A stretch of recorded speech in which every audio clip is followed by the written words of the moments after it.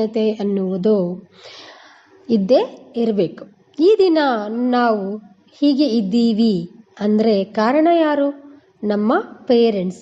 ಅವರಿಗೆ early morning ಎದ್ದಿದ ತಕ್ಷಣ ಅಥವಾ ದಿನದಲ್ಲಿ ಒಂದು ಬಾರಿ ಆದರೂ ಕೃತಜ್ಞತೆಯನ್ನು ತಿಳಿಸಿ. ಯಾವುದೋ ಒಂದು ವಿಷಯದಲ್ಲಾಗಿರ್ಬೋದು ಅಥವಾ ಸಂದರ್ಭದಲ್ಲಾಗಿರ್ಬೋದು, ಥ್ಯಾಂಕ್ ಯು ಅಮ್ಮ, ಥ್ಯಾಂಕ್ ಯು ಅಪ್ಪ, ನಾನು ಇವತ್ತು ಈ ಸ್ಥಾನದಲ್ಲಿ ಇದ್ದೀನಿ ಅಂದರೆ ಅದಕ್ಕೆ ಕಾರಣ ನೀವೇ.